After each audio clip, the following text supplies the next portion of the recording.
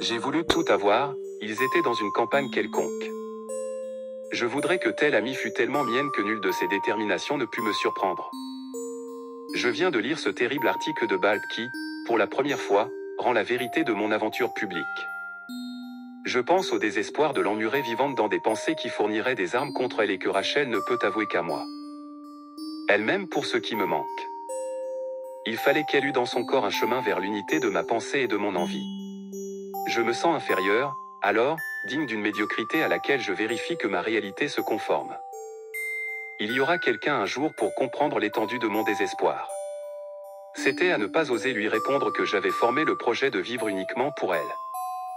Rachel se demandait ce que je faisais là. Elle le savait pourtant, le sentait plus qu'elle ne le savait que quelque chose allait se dénouer. J'ai fait ce que j'ai pu pour vous cacher ce que j'ai éprouvé depuis jeudi. Pour un instant, elle et moi. Il me reste la consolation de m'être livré tout entier, sans repentir, sans arrière-pensée. J'étais à la veille de ne plus l'aimer et je souffrais un véritable martyre car je sentais que c'était m'arracher à moi que m'arracher à elle. J'irai au fond de ma solitude. Je voudrais que ma réalité fût dorénavant toute dans la sienne et comme le jeu à l'horizon d'une pensée d'enfant.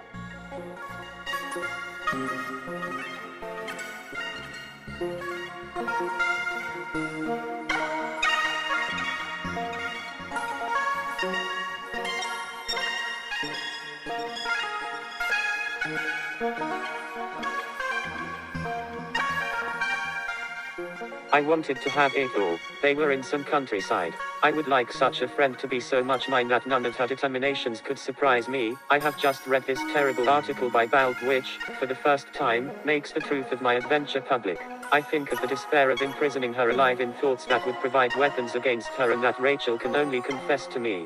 She loves me for what I lack, she had to have in her body a path towards the unity of my thoughts and my desires. I feel inferior, then, worthy of a mediocrity to which I check that my reality conforms. There will be someone one day to understand the extent of my despair. I didn't dare answer her that I had formed the project of living only for her. Rachel wondered what I was doing there. But she knew, felt more than she knew that something was about to unravel. I've done what I could to hide from you what I've been feeling since Thursday.